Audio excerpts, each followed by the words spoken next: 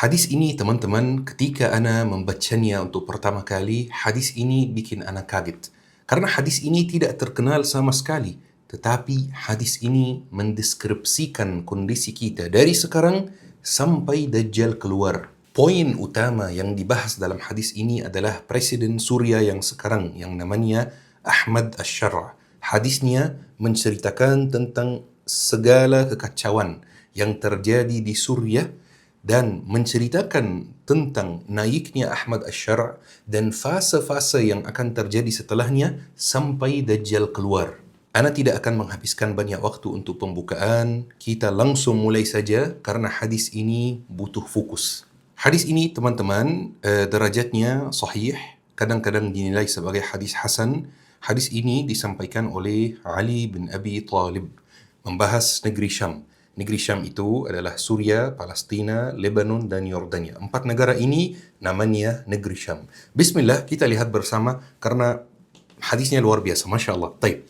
Satakunu fitnatun yahsulun nasu minha kama yahsulu dhahabu minal ma'dan. Akan terjadi suatu fitnah, kekacauan yang membuat manusia teruji sebagaimana emas diuji dan dimurnikan dari batuan. Dan ini yang benar terjadi di negeri Syam teman-teman. Di 2011 terjadi revolusi, terjadi ujian yang luar biasa, perang yang sangat besar yang memaksa warga Suriah untuk keluar dari negaranya. Karena Bashar al-Assad memerangi bangsanya sendiri dengan senjata-senjata yang dilarang oleh PBB. Dia minta tolong sama tentaranya sendiri untuk memerangi bangsanya sendiri. Sampai teman-teman, jumlah orang Suriah yang berada di luar Suriah waktu itu melebihi jumlah orang Suriah yang ada di dalam Suriah. Saking besar ujiannya, saking besar perangnya, saking banyak pengungsinya. Kajian ini tidak akan membahas kejahatan Bashar al-Assad teman-teman, karena ini sudah diketahui semua orang. Dan Alhamdulillah kemarin setelah pembebasan Suriah, ana sempat buat 2 kajian. Kajian yang pertama membahas tentang Suriah, kejahatan Bashar al-Assad. Kajian yang kedua membahas tentang aqidah Nusairiyah Alawiyah yang dianut oleh Bashar al-Assad. Dan Alhamdulillah kedua kajian ini ramai. Tapi ana kasih contoh saja teman-teman, biar teman-teman yang belum nonton 2 kajian ini bisa tahu dan bisa membayangkan sebesar apa ujian yang dialami oleh orang Suriah. Misalnya teman-teman, di tentara Bashar al-Assad itu ada aturan yang sangat besar, aturan yang harus diikuti, yaitu tidak boleh melaksanakan salat untuk anggota tentara Suriah. Tidak boleh sama sekali. Banyak orang yang dipenjara, disiksa, dipecat, dibunuh gara-gara ditangkap melaksanakan salat dan dia masih tergolong sebagai anggota tentara. Contoh lagi teman-teman, biasanya kalau kita mengatakan misalnya ada satu rezim yang jahat, penjara yang jahat, biasanya orangnya ditangkap, disiksa, sampai kukunya dicabut. Itu yang mungkin kita pernah baca, mungkin kita pernah lihat. Tetapi di Suriah bukan hanya itu yang terjadi. Kalau ada orang ditangkap, biasanya ibunya dibawa. Ibunya yang sudah tua sekali, itu dibawa. Kakak dan adik perempuannya dibawa. Dan istrinya dibawa kalau dia sudah beristri. Dan keluarganya yang perempuan diperkosa oleh prajurit Bashar al-Assad di depan matanya sendiri. Teman-teman, kalau mau memahami ilmu agama, memahami Al-Quran, kuncinya adalah belajar bahasa Arab. InsyaAllah di Syabab Belajar Academy tersedia kelas bahasa Arab untuk pemula, untuk orang yang tidak tahu apa-apa tentang bahasa Arab. Ada kelas malam buat yang bekerja, ada kelas subuh sebelum berangkat kerja. Bismillah, daftarkan diri sekarang. Kalau antum tertarik dengan Suriah dan pembahasan tentang masa Bashar al-Assad ini, nanti insyaAllah editor bisa tambahkan mungkin thumbnailnya biar teman-teman bisa cari kajiannya di channel YouTube. Pokoknya teman-teman, ini ujian yang sangat besar yang benar-benar menguji warga Suriah yang ada di dalam Suriah maupun yang terpaksa meninggalkan rumahnya dan negaranya sendiri. Bismillah, kita lanjut hadisnya. فلا تسبوا أهل الشام وسبوا ظلمتهم فإن فيهم الأبدال. Maka janganlah kalian mencela penduduk Syam, tapi celalah para penguasa zalim di antara mereka, karena di negeri Syam itu ada orang-orang pilihan Allah Subhanahu wa taala. Karena kalau kita lihat kondisi negeri Syam teman-teman, khususnya Suriah, mungkin ada beberapa orang yang tidak begitu tahu kondisi di sana. Mungkin ada yang mengatakan, kenapa warga Suriah diam? Kenapa mereka tidak berontak? Kenapa mereka tidak demo? Kenapa mereka menerima kezaliman tersebut? Makanya kata Rasulullah SAW, jangan caci maki warga Syam, jangan mencela warga Syam, karena mereka benar-benar berada dalam ujian yang sangat sulit. Mungkin kalau antum berada di posisi mereka, antum tidak akan bisa buat apa-apa. Kalau memang mau menyalahkan satu pihak, mau mencela satu pihak, maka menyalahkan pemimpin atau penguasa zalim mereka yang mencelakakan mereka seperti ini. Kemudian hadisnya menggunakan kalimat yang luar biasa. Fihumul abdal. Di dalam mereka ada hamba-hamba pilihan Allah. Kata al-abdal itu artinya pengganti yang baik. Dan ini sesuai dengan hadis lain dari Rasulullah sallallahu alaihi wasallam. Rasulullah bersabda, "Alaikum bisyam fa innaha khiratullah min ardihi yajtabi ilaiha khiratuhu min ibadihi." Tetaplah kalian berada di negeri Syam. Sesungguhnya Syam adalah tanah pilihan Allah dari seluruh buminya, dan Allah akan memilih untuk tinggal di sana orang-orang pilihannya dari hamba-hambanya. Makanya di dalam mereka ada abdal, ada pengganti yang lebih baik, pengganti untuk penguasa zalim yang tidak baik itu. Kemudian kita lanjut hadisnya, وَسَيُرْسِلُ اللَّهُ إِلَيْهِمْ سَيِّبًا مِنَ السَّمَاءِ فَيُغْرِقَهُمْ حَتَّى لَوْ قَاتَلَتْهُمُ الثَّعَالِبُ غَلَبَتْهُمْ. Allah akan mengirimkan kepada mereka suatu azab dari langit sehingga akan bikin mereka tenggelam.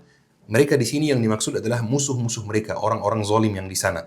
Bahkan jika para serigala itu berperang melawan penguasa yang zalim di sana, maka serigala akan mengalahkan mereka. Allah akan kirim waktu yang sangat sulit, ujian yang sangat sulit, bikin negeri Syam yang di bawah penguasa yang zalim itu negeri yang sangat miskin, negeri yang tidak makmur sama sekali. Dan ini kita bisa lihat di akhir masa Bashar al-Assad. Suriah benar-benar negara yang miskin sekali. Sampai presidennya sendiri memperdagangkan narkoba. Di zamannya teman-teman, Suriah menjadi pusat satu jenis narkoba yang di seluruh dunia, dia kirim ke seluruh dunia, namanya Kiptagon. Dia diproduksi di Suriah, kemudian dikirim ke seluruh dunia. Yang produksi, yang memantau, yang mengelola bisnis tersebut adalah Presiden Suriah sendiri waktu itu, yaitu Bashar al-Assad. Kemudian di sini teman-teman, ada bagian yang paling penting dalam hadisnya, yang menceritakan tentang Ahmad Asy-Syar'a, walaupun secara tidak langsung teman-teman. Tetapi saking jelas nubuatnya teman-teman, antum akan kaget mendengarnya. ثم يبعث الله عند ذلك رجل من عترة الرسول صلى الله عليه وسلم في 12,000 إن قلوا و15,000 إن كثروا. Kemudian Allah akan mengutus pada waktu itu seorang laki-laki dari keturunan Rasulullah SAW bersama pasukan berjumlah 12,000 jika mereka sedikit dan 15,000 jika mereka banyak. Di sini teman-teman kita ada dua tanda yang sangat jelas. Yang pertama, jumlah pasukannya, yang kedua, pemimpin pasukan itu dari keturunan Rasulullah SAW. Kemarin, ana lihat sebuah podcast di mana ayah dari Ahmad Asy-Syar'a itu diwawancarai. Ayah dari Ahmad Asy-Syar'a sangat tidak sepemikiran dengan anaknya. Jadi anaknya latar belakangnya Islami, ayah Ahmad Asy-Syar'a itu sosialis dan lain-lain. Tapi ayah Ahmad Asy-Syar'a itu mengatakan bahwa keluarga Asy-Syar'a itu memang keluarga terkemuka di Suriah dan keluarga yang merupakan keturunan Rasulullah sallallahu alaihi wasallam. Kemudian tanda berikutnya teman-teman, jumlah pasukannya 12 sampai 15 ribu. Berarti teman-teman, kalau pasukan Ahmad Asy-Syar'a itu pas membebaskan Suriah itu jumlahnya 20 ribu misalnya, berarti bukan Ahmad Asy-Syar'a yang dimaksud. Tetapi kejutannya teman-teman, Ahmad Asy-Syar'a pernah diwawancarai oleh seorang jurnalis asal Suriah setelah dia berangkat dari Idlib ke ibu kota membebaskan Suriah, dan dia mengatakan bahwa jumlah pasukannya itu 13 sampai 14 ribu. Jadi masih dalam range 12 sampai 15 ribu. Anak kaget teman-teman karena informasinya detail sekali, informasi yang Rasulullah SAW sampaikan ke Sayyidina Ali bin Abi Thalib. Kemudian teman-teman ada satu bagian dari hadisnya yang jujur bikin anak agak bingung. Tapi setelah anak cari-cari ternyata maknanya sangat dalam. Amaratihim aw alamatihim amit-amit ala thalathi rayat. Tanda atau panji mereka itu amit-amit berkibar di bawah 3 panji. Baik, berkibar di bawah 3 panji. Itu jelas. Tapi maksudnya apa? Tanda mereka atau panji mereka itu adalah amit-amit. Karena kalau kita lihat di bahasa Arab teman-teman, amit-amit itu artinya serang-serang atau artinya bunuh-bunuh. Berarti pasukan yang dipimpin oleh orang dari keturunan Rasulullah yang jumlahnya 12.000, tanda mereka, panji mereka, 3 panji, berkibar di bawah 3 panji, tanda mereka amit-amit. Tanda mereka bunuh-bunuh. Ana bingung waktu itu teman-teman. Tapi ternyata ada juga seorang jurnalis yang mengatakan bahwa ada perintah dari Ahmad Ash-Shar' untuk pasukan yang membebaskan Suriah waktu itu, kalau mereka ketemu orang di medan perang, ya, di lapangan perang, di medan perang, ketemu orang yang bukan warga negara Suriah, jangan ditangkap, langsung dibunuh saja. Dan orang yang di sini yang dimaksud bukan warga sipil, ya, itu prajurit yang berperang melawan Ahmad Ash-Shar'. Karena di Suriah waktu itu teman-teman, bukan hanya orang Suriah yang berperang di bawah kepemimpinan Bashar al-Assad itu. Ada orang Syiah Afghanistan, ada orang Syiah Irak, ada orang Syiah Pakistan, ada orang Syiah Iran. Maka Ahmad Ash-Shar' memberi instruksi kepada pasukannya. Jika ketemu orang yang bukan orang Suriah di medan perang, ya, bukan di luar medan perang, langsung bunuh dia. Jangan tangkap dia sebagai tawanan perang. Karena setelah perang selesai, dia tidak mau masalahnya berpanjangan dengan negara asal prajurit tersebut. Itu ada penukaran tawanan perang dan lain-lain. Langsung beres saja setelah perang. Kalau ditangkap, kemudian diangkat sebagai tawanan perang, nanti akan melalui proses negosiasi dengan negara asalnya teman-teman. Dia tidak mau seperti itu. Dia mau langsung bersih, dia kuasai ibu kota, langsung membentuk pemerintahan baru, langsung bikin Suriah stabil. Pasukan tersebut teman-teman berkibar di bawah 3 bendera, di bawah 3 panji. Dan kejutannya teman-teman, benar, pasukan Ahmad Ash-Shar' yang terdiri dari 13.000, 14.000 orang, sebenarnya itu adalah pasukan gabungan dari 3 kelompok. Kelompok yang pertama adalah HTS, yaitu kelompoknya Ahmad Ash-Shar' sendiri. Kelompok yang kedua adalah Tentara Nasional Suriah. Ini bukan tentara Bashar, ya. Ini sebuah tentara yang dibentuk oleh orang Suriah dan didukung oleh Turki. Kelompok yang ketiga namanya Faylaq Ash-Sham. Ini adalah juga sebuah kelompok yang berjuang demi kemerdekaan Suriah dari Bashar al-Assad. Itu pemikirannya lebih dari yang kita sebut hari ini dengan haraki. Kan ada teman-teman kita yang merasa diri sendirinya paling sunnah itu, biasanya kalau mereka tuduh orang, biasanya mereka tuduh ini sufi, ini haraki, ini ikhwani. Ini haraki yang dimaksud teman-teman, yaitu latar belakangnya secara agama itu salafi, secara politik itu IM. Benar teman-teman, sesuai hadisnya 3 panji. Taib, kita lanjut hadisnya. Yuqatiluhum ahlu sab'i rayat, laysa min sahibi rayah, illa wa huwa yatma'u bil mulki, fayuqtaluna wa yuhzamun. Mereka akan diperangi oleh para pemegang 7 panji lainnya. Jadi 3 pasukan melawan 7 pasukan. Tidak ada satu pemilik panji pun di antara 7 ini kecuali menginginkan kekuasaan, ingin menguasai Suriah. Maka mereka akan saling berperang, kemudian mereka akan dikalahkan. Subhanallah teman-teman, ini persis yang terjadi di lapangan. Ada 7 kelompok, 7 panji yang pro Bashar al-Assad yang memerangi Ahmad Ash-Shar'. Yang pertama adalah rezim Suriah sendiri, rezim Bashar al-Assad. Yang kedua adalah milisi Iran yang di Suriah. Yang ketiga adalah Hizbullah. Yang keempat adalah milisi Irak. Yang kelima adalah Rusia. Yang keenam adalah Qazd. Qazd itu orang Kurdi yang ingin memisahkan diri dari Suriah dan mereka didukung oleh AS. Yang ketujuh adalah pasukan Al-Hajri. Pasukan Al-Hajri itu terdiri dari orang Durzi yang kemarin sempat ramai dan kita sudah bahas. Dan sebagian dari mereka didukung oleh Israel. Tidak semuanya, ya, sebagian dari mereka. Mereka semua, 7-7-nya ingin menguasai Suriah teman-teman. Dan benar, mereka diperangi dan mereka dikalahkan. Lanjut hadisnya teman-teman, dan bagian ini di mana ada cerita tentang Dajjal. ثم يظهر الهاشمي فيرد الله إلى الناس ألفتهم ونعمتهم فيكونون على ذلك حتى يخرج الدجال. Setelah itu muncul seorang dari Bani Hashim, keturunan Rasulullah juga. Beda sama yang sebelumnya, beda sama Ahmad Ash-Shar'. Akan muncul orang yang baru, pemimpin yang baru dari Bani Hashim. Lalu Allah mengembalikan kepada manusia di negeri Syam rasa persatuan dan kesejahteraan mereka. Dan mereka akan berada dalam keadaan itu sampai keluarnya Dajjal.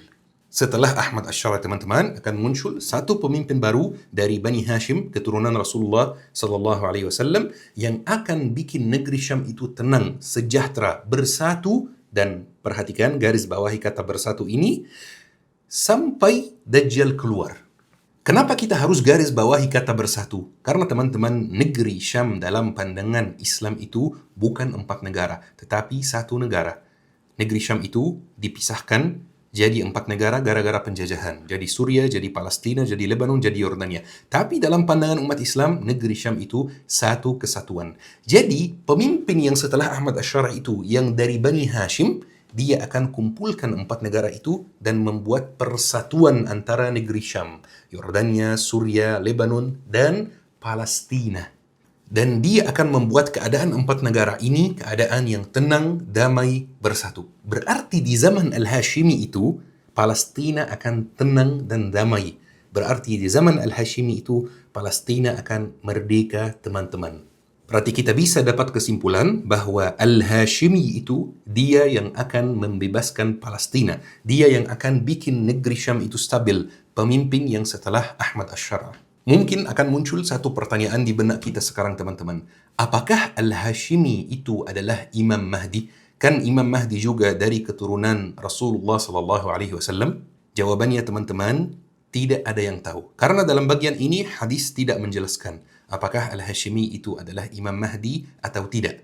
Apakah Dajjal akan muncul di zaman Imam Mahdi atau tidak. Yang disebutkan adalah Al-Hashimi itu akan bikin keadaan negeri Syam itu, termasuk Palestina, damai dan tenang, sejahtera sampai Dajjal keluar. Tapi kita tidak tahu apakah Dajjal akan keluar di zaman dia atau setelah dia.